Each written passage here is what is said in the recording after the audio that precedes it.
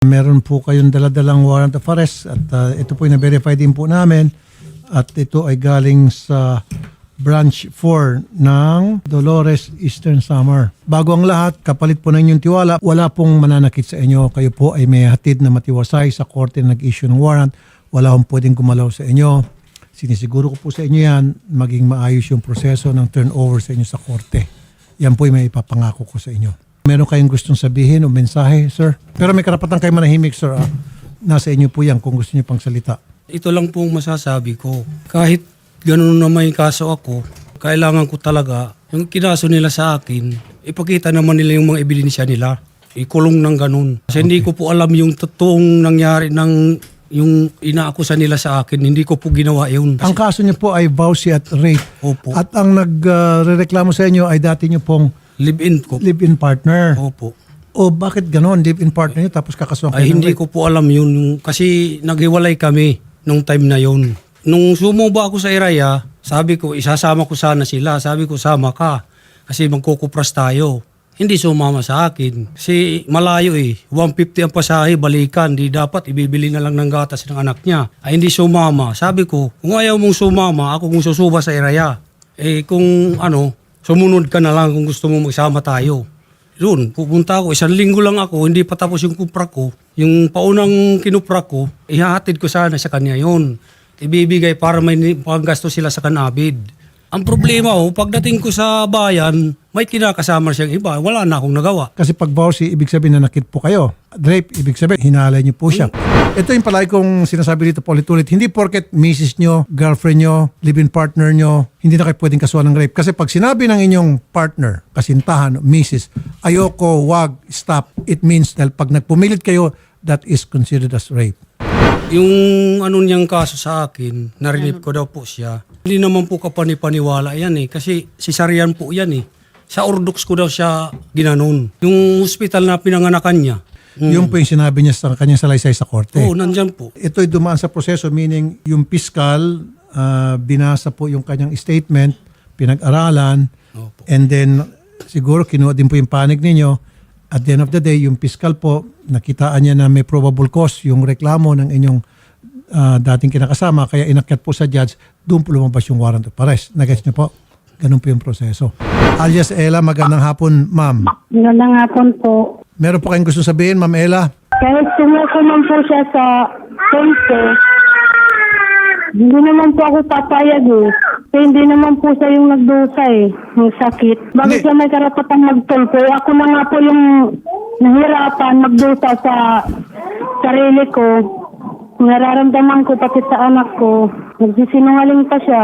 Ma'am, hindi niya po kayo pinapatulpo. Katunayan, siya po'y pumunta rito para isuko yung kanyang sarili nang sa gayon, may surrender na po siya sa korte. Yun po yung dahilan pagpunta niya rito at pinayagan ko siya magsalita, magbigay ng salaysay. Ngayon yung kanyang kustodiya, may sasali na po sa korte nag-issue ng warrant. Ngayon po, nandito na siya. Yun po yung inyong salaysay na magdusa siya. Tama lang po, pagdusahan niya dapat, depende po kung ano yung magiging hatol ng korte sa kanya pagkatapos po ng lahat. Okay, ma'am? Kung susuko man po siya, hindi ko po siya mapagbibigyan. Dahil gusto kong pagdusahan niya yung ginawa niya sa akin, pati sa anak ko. Pagdudusahan ko yan kung ginawa ko. Ipakita niyo sa akin ang tunay na ebidensya niyo kung ginanyang kita. Noong August 24, nakahiga po ako, nagpapahinga ako. May naramdaman pa ako sa tiyan ko, ng sugat. Nagbubuhat ako ng nabibigat dahil sa anak niya ng dalawa na pinakasama namin. Malalaki na po yun yung mga anak niya. Wala naman lang na itutulong. Tatamad, hindi nila alam na bagong sisarya ng babae. Wala naman lang, hindi naman lang nagbubuhat ng tubig na panghugas ng plato. Kaya yun, naramdaman ko na sumasakit na yung tiyan ko. May ihina ako ng mabaho na ihi na may nana, ganon. Dumudugo na mabaho. Tapos sasabihin pa niya sa akin na nag-iinarte lang daw ako. Masasabi niya yun na nag-iinarte ako kasi hindi niya katawan yun Hindi nila nararamdaman ko. Ganun po yun. Kaya pati yung anak ko, nanon yan ng chupon, dumidibi yung anak ko. Gusto naman ng lalaking yan na pagamitin niya daw ako kahit ayaw ko naman. Kaya yun, umiiyak ang bata. pinalo niya, tsaka yung bibi na natapi niya sa bunganga kaya dumugo. Kahit ayaw ko naman magpagamit, pinipilit niya ako, kaya ayun, nasaktan yung bata. Ilang beses na po niya akong pinipilit na kahit ayaw ko dahil nasasaktan na po ako sa tahi ko, ganon. Bagong cesarean pa yun, mas matanda pa ngayon sa akin eh. Dapat, dapat, marunong na siya kung ano ang tama. Bakit niya ito ginawa sa akin yung pinipilit niya ako kahit bagong cesarean, ganon. August 25, birthday ko po yun. Pinilit niya rin ako ulit. Kahit birthday, maraming tao dyan sa baba, ginamit niya ako. Napansin niyo ng pamilya ko na gumagalaw yung bahay namin na malakas. Akala nila ano lang. Sinabihan ko na nga po siya na huwag mo akong gamitin yung sabi ko kasi may parte, ganon. Ayaw niya, gusto niyang gumamit eh. Ano siya? Hamon. Sir, ba't kayo tumatawa? Seryoso po yung sinasabi ni ma'am. Ganyan po siya, tinatawanan niya lang palagi yung Hindi po sinasabi nakakatawa ko. yung sinasalaysay ni Ma'am Ella. Ako nga po nahindig yung balahibo ko habang kasalaysay siya. Tapos ikaw, pangisi-ngisi. Hindi ko ata maganda. Sorry po. Meron kayo mensahe, Ma'am Jennifer? Ako wala akong kinakampihan sa kanilang dalawa. Ang sa akin lang, maayos yung problema nila. Kasi kilala ko yung kapatid ko. At saka kahit anong mga nangyayari, nalalaman ko. Ayusin nyo naman sana yung mga paratang nyo sa kapatid ko. Hindi magagawa ng kapatid ko yun na ganyan ang pinaparatang nyo. Pero ma'am, wala naman kayo sa oras na mangyaring insidente. Pero Ini- yun yung pwedeng sabihin na I know for a fact na hindi kayang gawin ng kapatid ko dahil wala naman po kayo dun sa tunay na pangyari. Opo nga po, Okay. sir. Okay. Ibig ko sabihin, hindi ganun ka yung kapatid ko Okay. sa ginagawa nila, sa pinaparatang nila. Anyway, ma'am, meron pa naman proseso kung tawagin. Ito po idadaan pa sa korte, paglilitis at hindi naman to basta-basta agad-agad lalabas ng desisyon At ng saka judge. kung halimbawa, So, sir- tatagal pa rin po ito. May pagkakataon pa siguro silang pag-usapin. So, depende na lang po sa judge kung paano po maging takbo ng kaso. So, good luck na lang po sa inyo, Sir Benji. Kaya po nga nung malaman ko, nung tinawagan ko to na gano'n na ang problema nila, pinapunta ko to dito sa kanya kasi umiiyak ko. So, ate, wala akong kasalanan na ganito. Yun, sabi ko, kung wala ka namang kasalanan, huwag ka matakot, harapin mo. Punta ka ako dito sa Maynila, sabi ko. Tapos pupunta tayo kay Sir Rafi para ako humingi ng payo or humingi ng tulong kung anong dapat nating gawin. Tama po itong ginawa nyo. Kung payo po rin lang ang gusto nyo maring sa akin, tama po itong ginawa nyo na sumuko rito nang sa gayon may gagarantiya po natin ko yung kaligtasan ng inyong kapatid na wala pong mananakit sa kanya, wala mangyari sa kanya hanggang sa siya po'y mahatid sa korte nag-issue ng warrant. Number 1 po yan. Number 2, kung wala pong abogado, yung kapatid nyo, pwede ko siya ma-refer sa PAO, Public Attorney's Office. Yun po ay libre. Yun po ay gobyerno ang magbabayad doon sa abogado na magdidepensa sa kanya. Opo. Kung wala ho siyang private lawyer, kung hindi niya kaya na mag-hire ng private lawyer, pwede naman po yung Public Attorney's Office. Magandang hapon po, Captain Eula Marie. Good afternoon po, Sir Rafi. Andito na po ngayon mga taga-Mandaluyong PNP na susundo po dito sa suspect na may warrant po dyan sa inyo, sa korte po ninyo dyan, sa Eastern Samar. So ano po mensahe ninyo? Meron ho ba kayong gustong sabihin tungkol di sa warrant? With regards naman po, Sir, sa kaso po na yan, Sir, kung andyan po siya, Sir, kasi po may warrant of arrest naman din po itong ano po natin, yung akusado. So, kung andyan din naman po na kita po siya dyan ng mga ng Mandaluyong PNP, wala naman pong problema po, Sir, kung itong pong akusado po natin, Sir, ay gusto pong mag-voluntary surrender or mag-surrender po sa Mandaluyong PNP po, Sir. So, bali po, Sir, kung after po ma-process po niya dyan po, Sir, na mag-surrender siya, kami po ay yung susundo po, Sir, kasi po yung origin po ng kanyang ano po, ng warrant of arrest po ay andito po sa Eastern Samar. Dolores, Eastern Samar po, Sir. Correct. Yes po, Sir. So matapos po ma-process ng Mandaluyong PNP itong nag-surrender na may warrant, kayo po yung inyong mga kasamahan pupunta dito sa Mandaluyong PNP para sunduin na po itong suspect. Tama po? Ganun mangyari, Captain? Yes po, Sir, ganun po yung mangyari, Sir. And makakaasa din po kayo, Sir, na of course po igagalang ng kapulisan yung karapatan po ng ating akusado. And at the same time po, gagawin na din po namin kung ano po yung base po doon sa legal po na proseso po natin, sir. Salamat po, Captain. Ano pong mangyayari from here? What's gonna happen? Katulad po nung mga nauna po nating proseso na dito, sir. Babasahan po natin yan ng kanyang Miranda rights.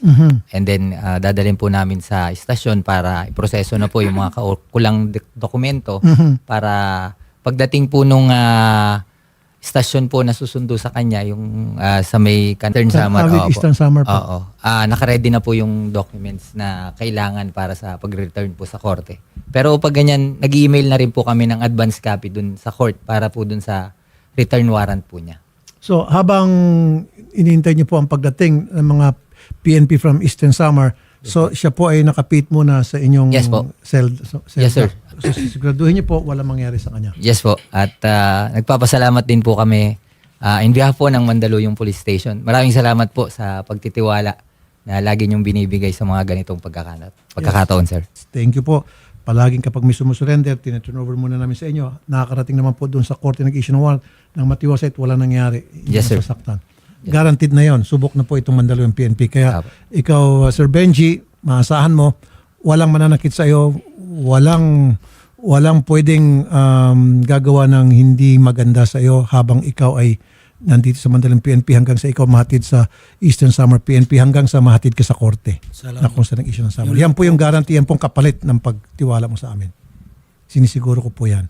I-request ko sana yung mga gamit niya kung pwede madala sa Samar. Pero hindi naman mga damit lang naman, kumot, ganyan. Para pagdating niya doon, kukunin naman yun ng mga anak niya. Pwede ho ba yung gano'n? Isasabay po. Pwede naman po. O pwede raw po, sabi ng PNP. Sigurado ako 101% wala pong mananakit sa inyo, wala mangyari sa inyo. Okay? Okay. Salamat. Salamat po sa tiwala. Ate, Ma'am Jennifer, salamat sa tiwala. Of course, sa ating Salamat PNP. Ella, sige po. Iti-turn over na po namin sa kapulisan si Sir Benji at bahala na po yung pulis kanya hanggang siya po ay mahatid sa korte nag-issue ng warrant. Salamat po sa pagtanggap ng aming tawag, Ma'am Ella. Ha? Okay. Magandang hapon po, Ma'am Ella. Okay. Sige, Sir Benji, punta ka na doon para basahan ka na po ng Miranda rights. Okay? Ikaw ay inaaresto namin sa bisa ng warrant of arrest sa kasong violation of RA 9262 in Section 5, Paragraph 1, Republic Act 9262, BAUSI, constituting slight physical injuries at rape, revised Penal Code Article 266. Benji Yulas, ikaw ay may karapatang manahimik. Ano man ang iyong sabihin ay pwedeng gamiting laban sa'yo sa korte sa lahat sa Pilipinas. Ikaw ay may karapatang kumuha ng sarili mong abogado ng may malaya at may kakayahan. At kung di mo kayang bayaran ang serbisyo ng isang abogado, ang gobyerno ang magbibigay ng isa para sa'yo. May karapatan ka din kumuha ng sarili mong doktor. At kung di mo kayang bayaran ang serbisyo ng isang doktor, ang gobyerno ang magbibigay ng isa para sa'yo. Naintindihan mo ba ang iyong mga karapatan? Salamat po.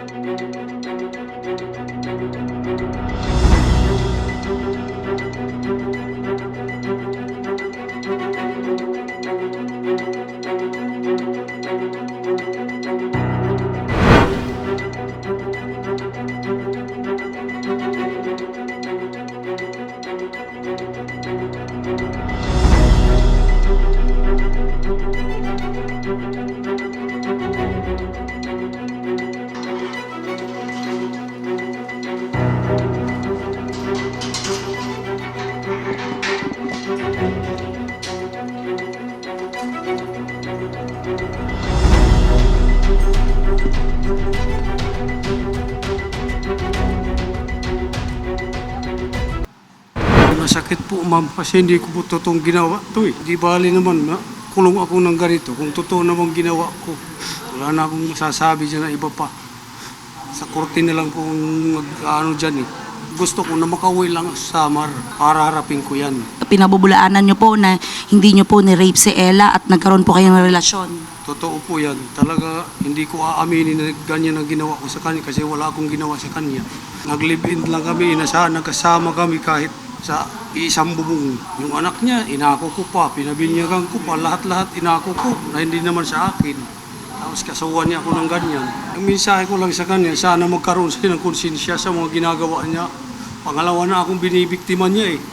Basta sa ano na lang kami mag-uusap-usap, 40.